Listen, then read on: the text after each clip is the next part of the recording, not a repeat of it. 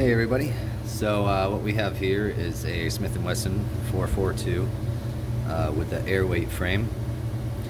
I'm going to show you how to reduce the trigger poundage on this, and that's accomplished by changing out the springs for some reduced power springs.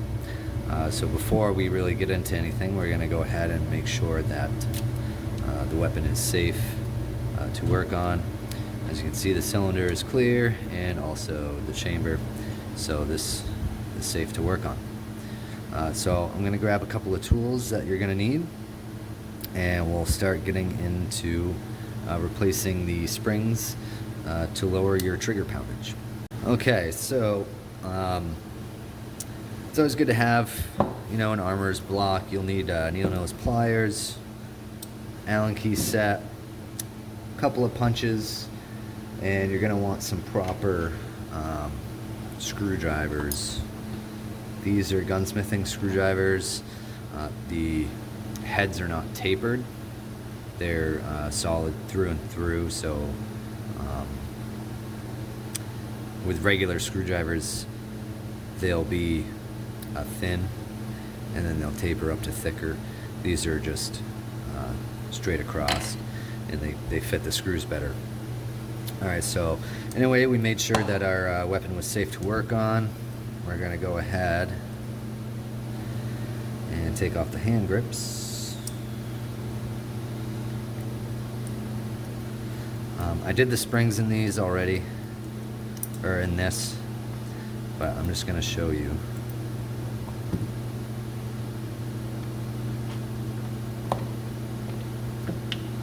How to do it. So from here we have our hammer spring and our strut, and you're going to want to get a couple of paper clips and kind of just bend them out. I don't know if I'll need two for this one, but anyway, you're going to want to go ahead and squeeze the trigger. Try not to let that hammer fall, but what you'll see is a little hole there, and you'll go ahead and put your paper clip through there. We'll get our screws here undone.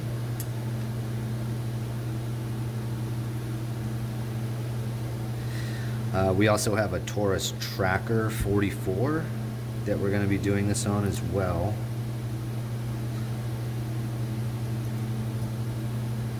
The Smith & Wesson here is a little easier, but I'll show you about all of that when we get to it. So it's always good to have a little thing to put your small parts in as well.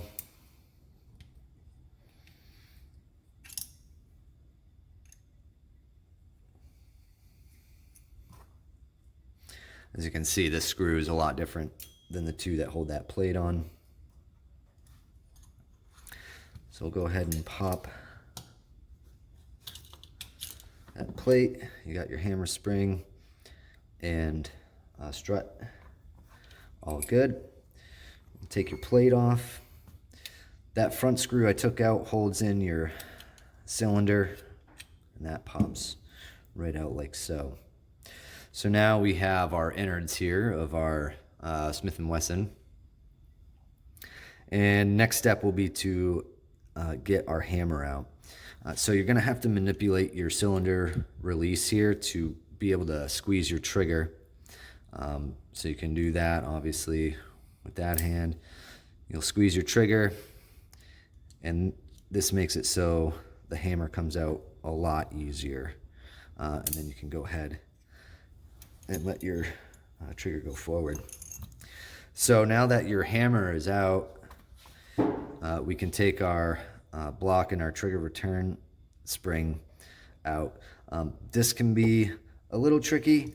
I found that if we use kind of a flathead screwdriver to kind of push in on the spring and get this block just lifted enough, you can get in behind it and lift it. And you're going to want to keep your hand over this, or get a a towel to make sure you catch that spring that's in there.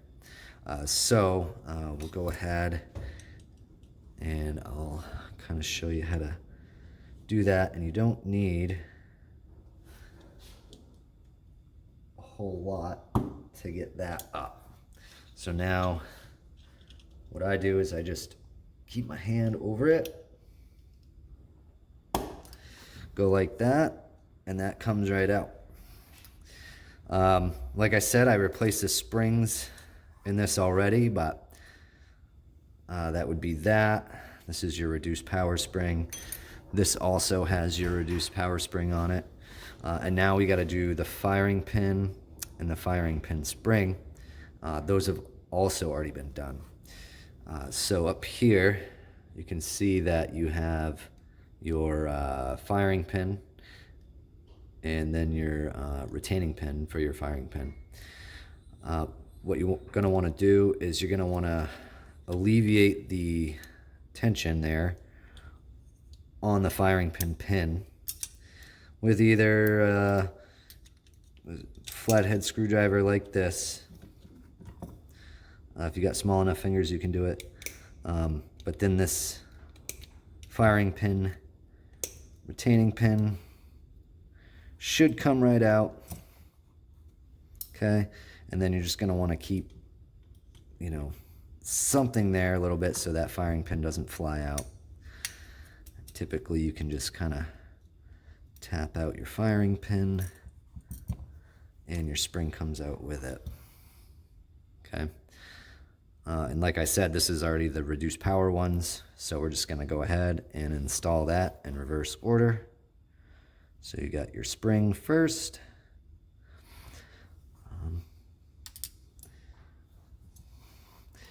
And it always helps to have something like a little awl there to kind of get stuff in place.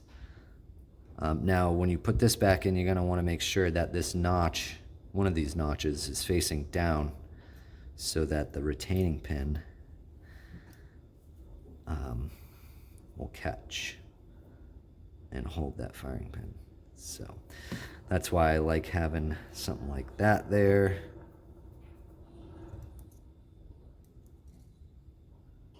We can get that back in there and we'll get our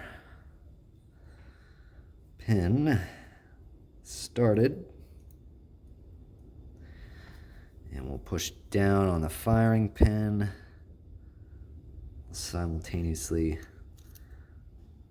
doing that. I'll just make sure that's nice and seated.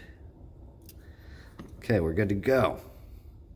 So now it's getting the trigger return spring and block back in. This can be a little tricky as well. It's not too bad as long as you got kind of the right tools. And I'll kind of show you that.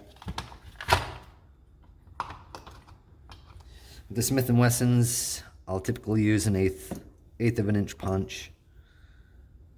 It's nothing super special, but when you put this in, you're going to want to make sure the front goes in first and you got your kind of trigger strut there. Now, as you can see, I have the block over that pin that's right there along with the spring. This punch is going to be used to push that spring in, and that pin will hold that spring in a little bit, and then we'll go back and we'll get the push the spring in the rest of the way with the flathead, and then it should seat back. So be careful with this because a lot of times like that will happen and you can lose your spring, but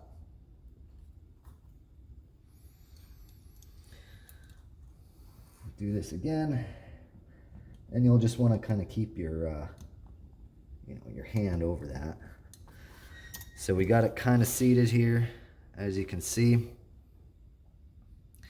And then we'll do the rest here with this flathead. We'll get the spring pushed in. And then that should set right back in. like that. So that's good there for now. Now when it comes to your hammer spring, what I did is I took this out, and you're going to want to keep, your hand over that so your retainer and everything doesn't come flying off. All right. What I did is I put this paper clip in a vise. I'll actually bring you guys over here real quick. Okay. So I put my paper clip in a vise to hold it. And where this is a reduced power, you can do it fairly easy with your hand. And you just kind of push that on. You're going to make a liar out of me.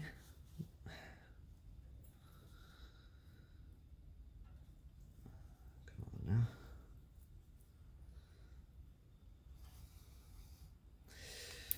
So,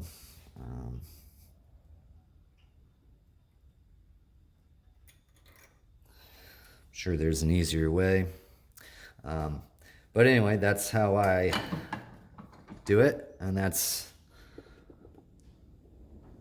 right on there. Obviously, this is the reduced power one again. So now what we're going to do is we got to put our hammer back in. Let's get you guys over here a little bit. And what we'll do is we'll have to manipulate our cylinder release there so we can pull our trigger. Now, stuff typically only goes in one way. If you start forcing things, stop and really look at what you're doing. So, you got that. Now here, what you'll see is that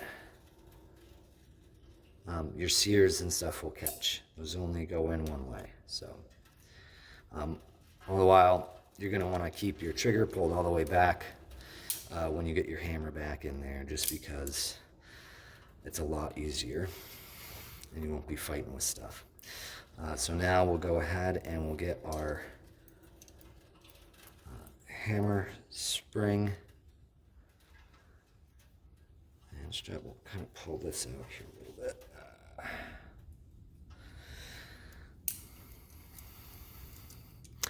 And you'll see a notch here up in the hammer where that goes.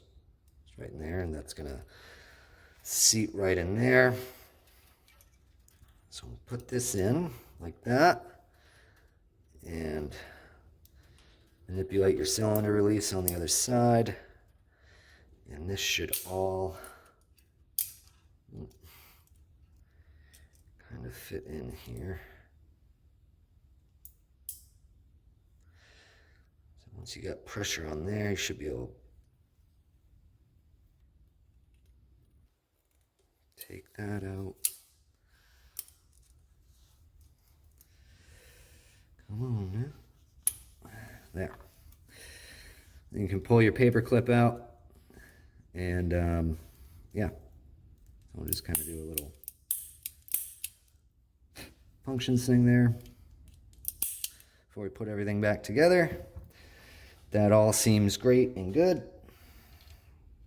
Go ahead, get our plate back on, our cylinder back on. And we'll get everything back together. Gotta get you guys like that. So this had about a 12-pound trigger pull, which is pretty heavy. These reduced springs should have brought it down to about 9.5.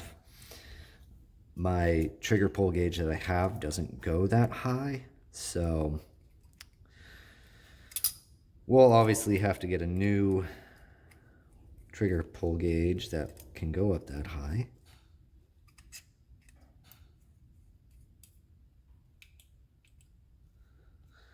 Okay. Do this.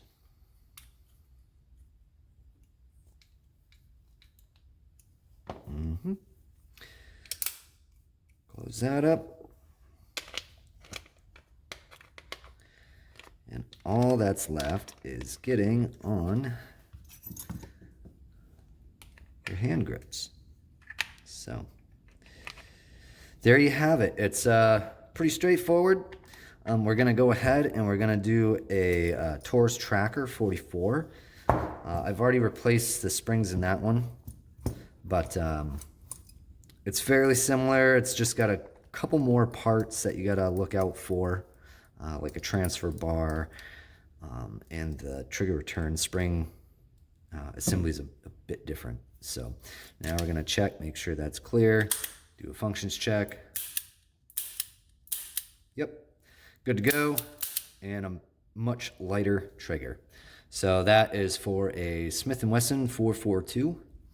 That's either the airweight frame or your regular steel frame. So yeah, got any questions, just leave them down in the comments. Thanks for watching.